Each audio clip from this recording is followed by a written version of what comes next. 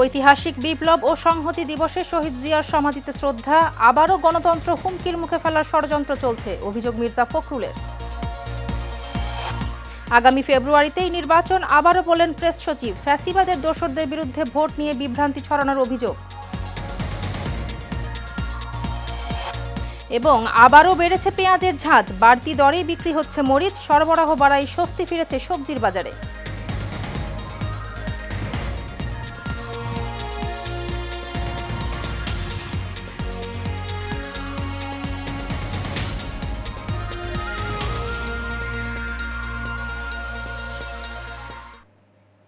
স্বাগত এশিয়ান নিউজে, আপনাদের সাথে আছি আমি ফারজানা হাসিন। এতক্ষণ শুনছিলেন বিআরবি কেবল ইন্ডাস্ট্রিজ লিমিটেড সংবাদ শিরোনাম, এবার বিস্তারিত। গণ অভ্যুত্থানের পর গণতন্ত্রকে হুমকির মুখে ফেলার বিভিন্ন রকম চক্রান্ত চলছে বলে অভিযোগ করেছেন বিএনপি মহাসচিব মির্জা ফখরুল ইসলাম আলমগীর। ৭ নভেম্বর জাতীয় বিপ্লব ও সংহতি দিবস উপলক্ষে বিএনপির প্রতিষ্ঠাতা শহীদ প্রেসিডেন্ট জিয়াউর রহমানের সমাধিতে শ্রদ্ধা নিবেদন শেষে এই মন্তব্য করেন তিনি। এ সময় তিনি বলেন, ৭ নভেম্বরের পর থেকে আমরা দলকে এগিয়ে নিয়ে যেতে হবে। আরও জানাচ্ছেন শরীফুল ইসলাম। ৭ নভেম্বর জাতীয় বিপ্লব ও সংহতি দিবস উপলক্ষে বিএনপির প্রতিষ্ঠাতা শহীদ প্রেসিডেন্ট জিয়াউর রহমানের সমাধিতে শ্রদ্ধা নিবেদন করতে আসেন বিএনপি ও এর সহযোগী সংগঠনের নেতাকর্মীরা। এ সময় গণতন্ত্র প্রতিষ্ঠার প্রত্যয় জানিয়ে নির্বাচন বিরোধী সকল ষড়যন্ত্র রুখে দেওয়ার হুঁশিয়ারি দেন বিএনপি নেতারা। দেশে যে নৈরাজ্য ছিল, দেশে যে খুন রাহাজানি গুমের রাজনীতি ছিল, সেটার মূলোৎপাটন করে সেই ৭ নভেম্বরের চেতনাকে ধারণ করে ভবিষ্যতে একদলীয় শাসনের পরিবর্তে বহুদলীয় গণতন্ত্র, সংবাদপত্রের স্বাধীনতা দেওয়া হয়েছিল এবং সাংবাদিকদের কথা বলার অধিকার দেওয়া হয়েছিল। বাংলাদেশের জনগণ স্বাধীনভাবে তাদের মতামত ব্যক্ত করতে পেরেছিল। এটাই ৭ নভেম্বরের মূল চেতনা। ইসলাম আলমগীর ৭ নভেম্বরের গুরুত্ব ও তাৎপর্য সহ দেশ গঠনে জিয়াউর রহমানের অবদান তুলে ধরেন। গণঅভ্যুত্থানের পরে যখন বিভিন্ন রকমভাবে একটা প্রচেষ্টা চক্রান্ত চলছে গণতন্ত্রকে আবার ধ্বংস করার জন্য, সেই মুহূর্তে এই ৭ই নভেম্বর বিপ্লব ও সংহতি দিবস আমাদেরকে সেই পথেই যেতে অনুপ্রাণিত করে, যে পথে সত্যিকার অর্থেই আমরা বাংলাদেশে গণতান্ত্রিক রাষ্ট্র নির্মাণ করতে পারবো, একটা সমৃদ্ধ রাষ্ট্র নির্মাণ করতে পারবো, জনগণের ভোটের অধিকারকে নিশ্চিত করতে পারবো। গণতন্ত্র ধ্বংসের ষড়যন্ত্রের বিরুদ্ধে সবাইকে ঐক্যবদ্ধ থাকার আহ্বান জানান বিএনপি মহাসচিব। আজকে এই দিনটি শুধু বিএনপি নয়, বাংলাদেশের স্বাধীন চেতা মানুষের কাছে, গণতান্ত্রিক মানুষের কাছে অত্যন্ত একটা গুরুত্বপূর্ণ দিন। Shariful Islam, Asian television, Dhaka. দেশে একের পর এক অভ্যুত্থান সংগঠিত হলেও মানুষের আশা আকাঙ্ক্ষা বাস্তবায়ন হয়নি বলে জানিয়েছেন বিএনপির স্থায়ী কমিটির সদস্য ডক্টর খন্দকার মোশাররফ হোসেন। জানান, ৭৫ সালের পর সাবেক রাষ্ট্রপতি জিয়াউর রহমান সেটি বাস্তবায়নের চেষ্টা করলেও তা বাস্তবায়ন করতে দেয়নি দেশ বিরোধীরা। এবার ছাত্র অভ্যুত্থানের পর আবারও আকাঙ্ক্ষা নস্যাতের চেষ্টা চলছে বলেও মন্তব্য করেন তিনি। জাতীয়তাবাদী শক্তি ঐক্যবদ্ধভাবে সেই ষড়যন্ত্র মোকাবেলা করবে বলে জানান মোশাররফ হোসেন। ১৯৭৫ সালে বাংলাদেশে রাজনৈতিক অস্থিরতা এবং ধারাবাহিক সামরিক অভ্যুত্থান ও পাল্টা অভ্যুত্থান শুরু হয়। এই রাজনৈতিক বিশৃঙ্খলা এক পর্যায়ে ৭ নভেম্বর সিপাহী ও জনতা মিলে একটি অভ্যুত্থান ঘটায়। এই অভ্যুত্থানের মাধ্যমে তৎকালীন সেনাপ্রধান মেজর জেনারেল জিয়াউর রহমান গৃহবন্দী থেকে মুক্ত হন এবং শেষ পর্যন্ত ক্ষমতা গ্রহণ করেন। আওয়ামী লীগ সরকার শাসনামলে দিবসটি পালন করা নিয়ে নানান টালবাহানা করেছে। তবে বিএনপির সিনিয়র নেতারা বলেন, ৭৫ সালের এই দিনে জিয়াউর রহমানের মুক্তির মাধ্যমে দেশের রাজনৈতিক স্থিতিশীলতা ও সংহতি পুনঃপ্রতিষ্ঠিত হয়েছিল।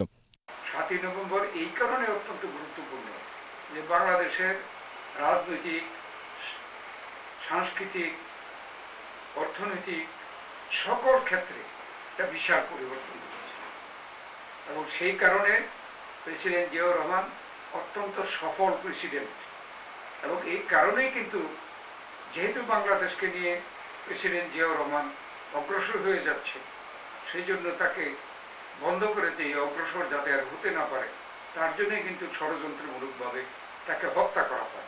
বিএনপির নেতা বলেন, ছাত্র জনতার অভ্যুত্থানে গণতন্ত্রের মুক্তির পথ প্রসারিত হয়েছে। এখন চূড়ান্ত গণতন্ত্রের জন্য অবাধ, সুষ্ঠু নির্বাচন এবং মৌলিক মানবাধিকার নিশ্চিত করতে হবে। অন্তর্বর্তীকালীন সরকার আসার আগেই আমরা পার্টি থেকে আমাদের এই ভারপ্রাপ্ত চেয়ারম্যান 31 দফা কি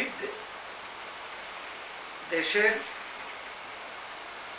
মেরামত, প্রশাসনিক মেরামত, বিভিন্ন সেক্টরে মেরামতে করার জন্য আমরা 31 দফা সংস্কার কর্মসূচি আমরা আগেই ঘোষণা করেছি। কেন করেছি? এটা আমরা উপলব্ধি করে যে শেখ হাসিনা নিজে ক্ষমতায় থাকার জন্য দেশটাকে ধ্বংস করে দিচ্ছে।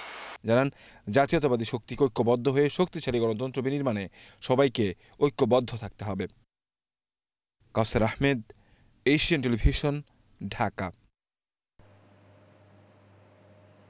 প্রধান উপদেষ্টার প্রেস সচিব শফিকুল আলম বলেছেন, যারা আওয়ামী লীগের সুবিধাভোগী ছিলেন তারা নির্বাচন নিয়ে বিভ্রান্তি ছড়াচ্ছে। সারা দেশে এখন নির্বাচনী আমেজ বইছে। এই গণতান্ত্রিক প্রক্রিয়া কেউ থামাতে পারবে না। সকালে নেত্রকোনা সার্কিট হাউসের সম্মেলন কক্ষে জেলার সাংবাদিকদের সঙ্গে এক মতবিনিময় সভায় তিনি এই মন্তব্য করেন। প্রেস সচিব বলেন, ফেব্রুয়ারির প্রথম সপ্তাহে নির্বাচন হবে। সরকারের গণতান্ত্রিক মূল্যবোধ ও অংশগ্রহণমূলক রাজনীতি নিশ্চিত করতে নিরলসভাবে কাজ করছে। শফিকুল আলম বলেন, গণমাধ্যম রাষ্ট্রের চতুর্থ স্তম্ভ হিসেবে জনগণের কাছে সরকারের কার্যক্রমের সঠিক ও ইতিবাচক বার্তা পৌঁছে দিতে গুরুত্বপূর্ণ ভূমিকা রাখে। এখন একটা ব্যাপার হয়েছে যে অনেকে টিভিতে যান যে ঢাহা মিথ্যা কথা, কারণ ঢাহা মিথ্যা কথা বললে মার্কেট পাওয়া যায়। অনেকে এসে এই ধরনের মিথ্যাচার করেন। হ্যাঁ, এই বিষয়টা এখনো এটা তো পলিটিক্যাল পার্টিগুলো এগুলো নিয়ে আলাপ করছে। এই বিষয়ে এখন আমার বলার মতো অবস্থা হয়। এবার এনএসি নিবেদিত news story of the week. বাজারে শীতকালীন সবজির সরবরাহ বৃদ্ধি পেয়েছে। দাম কিছুটা বেশি হলেও গত সপ্তাহের চেয়ে কেজি প্রতি 10 থেকে 20 টাকা কমেছে। কিন্তু কাঁচা মরিচ ও পেঁয়াজের দাম এখনও নাগালের বাইরে। দামের এই ঊর্ধ্বগতিতে বিপাকে ভোক্তারা। লতিফ চৌধুরীর ক্যামেরায় ওয়ালি সিদ্দিকের রিপোর্ট। বাজারে বেড়েছে শীতকালীন সবজির সরবরাহ, তাই বেগুন, সিম, বরবটি, পটল, ফুলকপি ও বাঁধাকপি সহ প্রায় সব সবজির দর 10 থেকে 20 টাকা কমেছে। কিন্তু কাঁচামরিচের দাম এখনো রয়েছে 100 টাকার উপরে, আর পেঁয়াজ এক লাফে 40 টাকা বেড়ে 120 টাকায় বিক্রি হচ্ছে। এই সপ্তাহে কমছে গত সপ্তাহ থেকে। এই কপি আসলে 80 টাকা 90 টাকা, এখন 50-60 টাকা বিক্রি করি। আস্তে আস্তে কমতেছে সবজির দাম। আমরা যারা মধ্যবিত্ত আছি তাদের ক্রয় ক্ষমতার বাইরে সবকিছু চলে গেছে। প্রত্যেক বছরই পেঁয়াজের দাম বাড়ে, লাস্ট সিজন আসলে এবারও বাড়ছে। তো এবারটা অস্বাভাবিকভাবে বাইরে গেছে, কারণ গত সপ্তাহে পেঁয়াজ ছিল 80 টাকা, এক লাফে 120 টাকা হয়ে গেছে। প্রত্যেকটা সবজি 80 টাকা, 100 টাকা, 70 টাকা, 60 টাকার নিচে কোনো সবজি নাই। মাছ কন, মাংস কন, সবই বাড়তি। আমদানির পরও চালের দামের কোনো প্রভাব পড়েনি, ফলে বাড়তি দামেই বিক্রি হচ্ছে চাল। চালের দামটা আগের মতনই আছে, কমই। মিনিকের চাল 70 থেকে 75 টাকা, ভালোগুলো 80 টাকা বেচতেছি। নাদির চাল 75 থেকে 85 টাকা, তারপরে মোটা চাল 52 থেকে 55, 28 চাল 56 থেকে 60। মাছের বাজার কিছুটা স্থিতিশীল, কিন্তু তা মধ্যবিত্তদের নাগালের বাইরে। রুই, কাতল, পাবদা প্রতি কেজি বিক্রি হচ্ছে 400 থেকে 450 টাকা। সবজির দাম হিসাবে মাছের দাম সবসময় বেশি থাকে, এবং মুরগি, গরু দাম তো কিছুই কমা হইল না। মুরগির দাম কেজিতে বেড়েছে 10 টাকা। ব্রয়লার প্রতি কেজি 180 টাকা বিক্রি হচ্ছে, আর লেয়ার বিক্রি হচ্ছে 330 টাকায়। বাড়ে না, এসে 5 টাকা বাড়ছে, শুক্রবার হিসেবে 5 টাকা বাড়তি। ওয়ালি সিদ্দিকী, এশিয়ান টেলিভিশন, ঢাকা। গাইবান্ধার পলাশবাড়ী উপজেলার বেতকাপা ও হরিনাথপুর ইউনিয়ন পরিষদ থেকে রোহিঙ্গা ও ভিনদেশি নাগরিকদের নামে ভুয়া জন্ম নিবন্ধন সনদ দেওয়ার ঘটনায় এশিয়ান টেলিভিশনে প্রতিবেদন প্রচারের পর ইউপি চেয়ারম্যান মোস্তাফিজুর রহমান মোস্তা ও চেয়ারম্যান জাহাঙ্গীর হোসেন সহ কর্মকর্তাদের বিরুদ্ধে মামলা নির্দেশ ও কেন অপসারণ করা হবে না সে বিষয়ে ব্যাখ্যা তলব করে পত্র প্রেরণ করেছেন জেলা প্রশাসক চৌধুরী মোয়াজ্জেম হোসেন। একই সাথে এই দুই পত্রের অনুলিপি পাঠানো হয়েছে স্থানীয় সরকার মন্ত্রণালয়ে। অভিযোগ রয়েছে এই দুই ইউনিয়ন পরিষদ থেকে অর্থের বিনিময়ে রোহিঙ্গা ও ভিনদেশীদের বাংলাদেশি নাগরিক বানাতে দীর্ঘদিন ধরে চলছিল ভুয়া জন্ম সনদ প্রদান। অবশেষে দীর্ঘ তদন্ত শেষে জন্ম ও মৃত্যু নিবন্ধন সিস্টেমে ভুয়া তথ্যের আপলোডের মাধ্যমে রাষ্ট্রীয় তথ্যের শুদ্ধতা নষ্ট করার অভিযোগে জন্ম ও মৃত্যু নিবন্ধন আইন 2004 এবং সাইবার সুরক্ষা অধ্যাদেশ 2025 অনুযায়ী বেতকাপা ও হরিনাথপুর ইউনিয়নের চেয়ারম্যান ও প্রশাসনিক কর্মকর্তাদের বিরুদ্ধে ফৌজদারি মামলা সহ চেয়ারম্যান পদ থেকে অপসারণের ব্যবস্থা গ্রহণের নির্দেশ দেন জেলা প্রশাসক।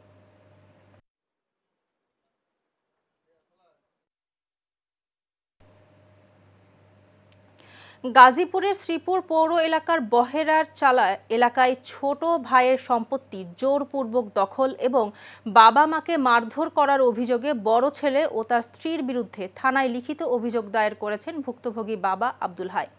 ভুক্তভোগী আব্দুল হাইয়ের ছেলে প্রবাসে থেকে তার বাবার মাধ্যমে শ্রীপুর পৌর 7 নং কেওয়া এলাকায় 5.25% জমি ক্রয় করেন। ছোট ছেলে আসাদুল হোসেন বিদেশ থেকে টাকা পাঠিয়ে সেই জমির ওপর একটি বাড়ি নির্মাণ করেন এবং সেখানে 5টি কক্ষ ভাড়া দেওয়া হয়। ছোট ছেলে বিদেশে থাকার সুযোগে হঠাৎ করে বড় ছেলে আবু সামা এবং তার স্ত্রী আম্বিয়া খাতুন ওই বাড়িতে এসে ভাড়াটিয়াদের তাড়িয়ে দিয়ে পুরো বাড়িটি দখল করে নেন। এ ঘটনায় ভুক্তভোগী আব্দুল হাই ছোট ছেলের জমি রক্ষা করতে এবং দখলদারিত্বের বিরুদ্ধে ব্যবস্থা নিতে বড় ছেলে আবু সামা ওতেল থানায় একটি লিখিত অভিযোগ দায়ের করেছেন।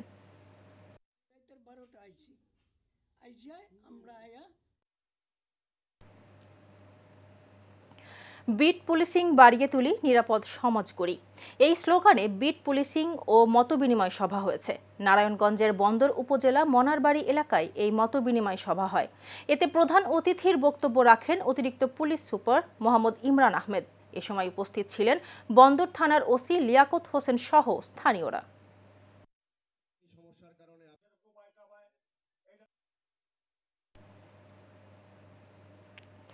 টাঙ্গাইল 1 আসনে সদ্য ঘোষিত স্বপন ফকিরের মনোনয়ন বাতিলের দাবিতে বিক্ষোভ মিছিল করেছে কেন্দ্রীয় বিএনপির নির্বাহী কমিটির সদস্য মোহাম্মদ আলীর সমর্থকরা।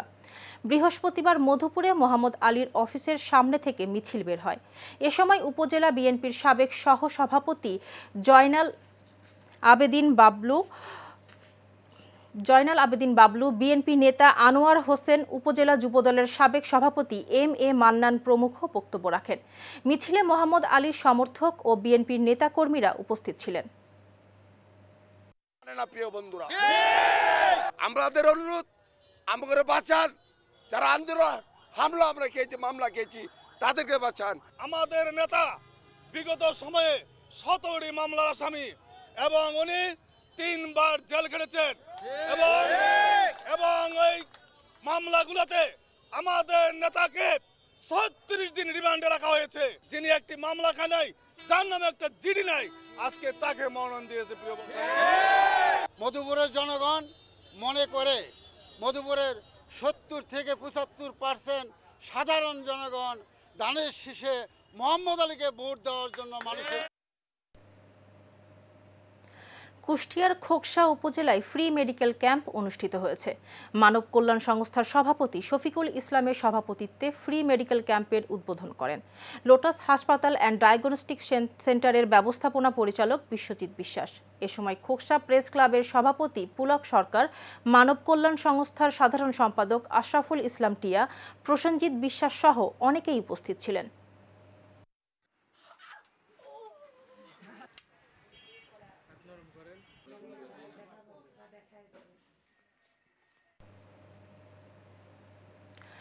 টাঙ্গাইলের ঘাটাইলে শিশু সুরক্ষা ও অধিকার সচেতনতা ক্যাম্পেইন হয়েছে।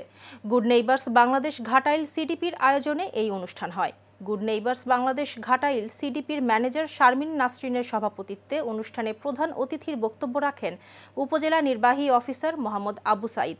বিশেষ অতিথির বক্তব্য রাখেন উপজেলা প্রাথমিক শিক্ষা অফিসার মোহাম্মদ রাফিউল ইসলাম, মহিলা বিষয়ক কর্মকর্তা তাপসী শীল, সিডিসির ভাইস চেয়ারম্যান ফণীন্দ্রলাল পাল সহ অনেকে।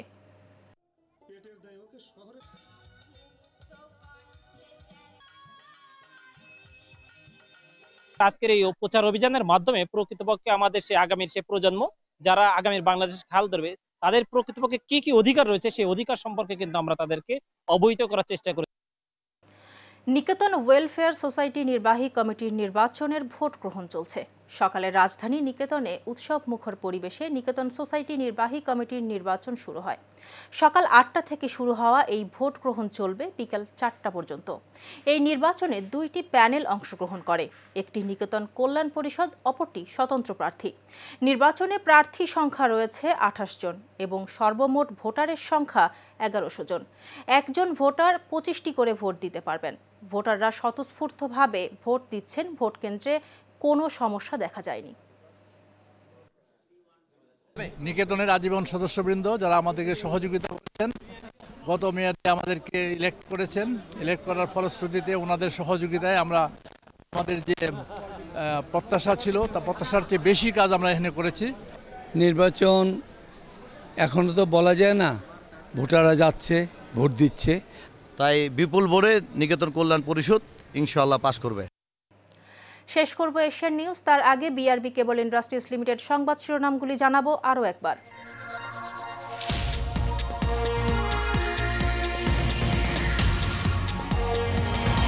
ঐতিহাসিক বিপ্লব ও সংহতি দিবসে শহীদ জিয়ার সমাধিতে শ্রদ্ধা। আবারও গণতন্ত্র হুমকির মুখে ফেলার ষড়যন্ত্র চলছে, অভিযোগ মির্জা ফখরুলের।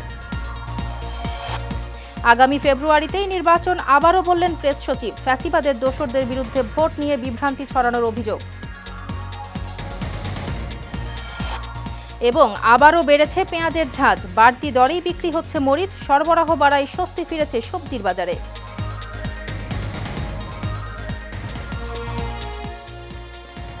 এশিয়া নিউজ এ পর্যন্তই। পরের সংবাদ দেখার আমন্ত্রণ রইল। ধন্যবাদ সাথে থাকার জন্য।